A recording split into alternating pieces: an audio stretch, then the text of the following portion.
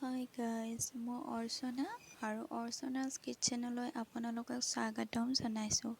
আশা কৰোঁ সকলোৱে ভালে আছে আৰু মই আজি আপোনালোকৰ ওচৰলৈ ৰুটি আৰু বুটৰ ঘুগুনিৰ ৰেচিপি এটা লৈ আনিছোঁ। আশা কৰোঁ মোৰ এই ৰেচিপিটো চাই আপোনালোকে সকলোৱে ভাল পাব আৰু মোৰ এই নতুন চেনেলটো সকলোৱে আদৰি ল'ব। প্ৰথমে মই ৰুটিৰ বাবে জোখমতে আটা লৈছোঁ আৰু তাত চিম্পুলভাৱেই মই ৰিফাইন আৰু নিমখ দি পেলাই এইখিনি ভালকৈ মথি ডো এটা বনাই লৈছোঁ আৰু এইখিনি মই ঢাকনিৰে ঢাকি বুটৰ ঘুগুনিৰ বাবে মই লৈছোঁ জিৰা, নহৰু, পিঁয়াজ, আদা আৰু জলকীয়া। এতিয়া পিঁয়াজখিনি বাদ দি মই জিৰা, নহৰু, আদা আৰু জলকীয়া এইখিনি মই মিক্সিত ভালদৰে পিচি ল'ম।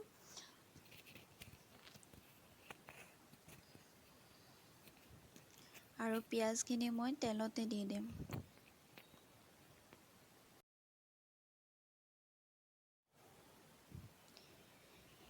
এতিয়া মই কেৰাহী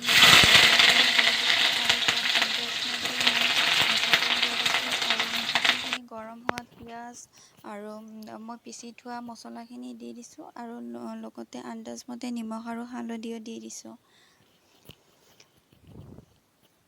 আৰু এইখিনি ভালকৈ লৰাম আৰু তেলখিনি বিৰিঙি অহালৈ মই ধুনীয়াকৈ ভালকৈ ভাজি ল'ম। এতিয়া মই মিক্সিৰ বাতিখিনি অকণমান পানী লৈ সেইখিনিও দি দিছোঁ। এতিয়া এইখিনি মছলাখিনিৰ পৰা তেলখিনি ধুনীয়াকৈ বিৰিঙি আহিছে, গতিকে ইয়াত মই বইল কৰি লোৱা আলু আৰু বুটখিনি দি দিম। আৰু এইখিনি মই ভালকৈ অকণমান ভাজি পেলাই তাত মই গৰম পানী দি দিম। এয়া গৰম পানী দি মই ভালকৈ লৰাই দিছোঁ আৰু গোটেইখিনি বস্তু মই ভালকৈ উতলিবলৈ দি দিছোঁ আৰু উতলি হৈ যোৱাত তাত মই অকণমান টমেটো চচ মিক্স কৰিছোঁ।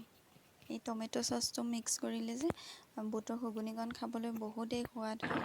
আপোনালোকেও যদি এনেকৈ টমেটো চচ দি খোৱা নাই তেতিয়াহ'লে খাই চাবচোন এবাৰ কেনেকুৱা লাগে।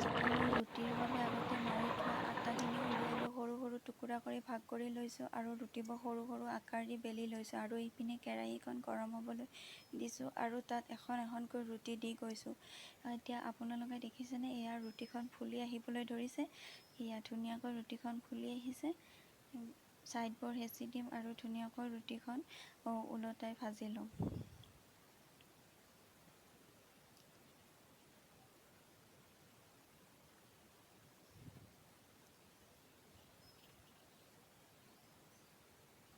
এয়া ৰুটিখন দেখিবলৈ ধুনীয়া হৈছে আৰু ভালকৈ সিজিছে। এতিয়া আমি এইখন ৰুটি নমাই থ'ম আৰু ইয়াত এখন এখনকৈ এনেকৈ ৰুটিবোৰ ভাজি ল'ম।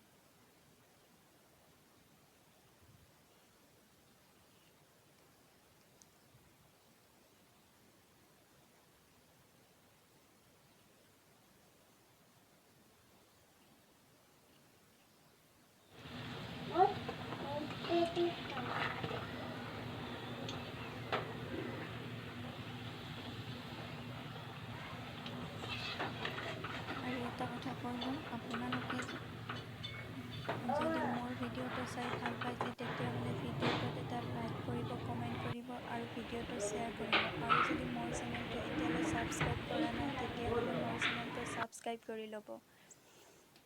এয়া দেখিছে, আমাৰ ৰুটি আৰু বুটৰ ঘুগুনি খাবলৈ ৰেডি হৈ গ'ল।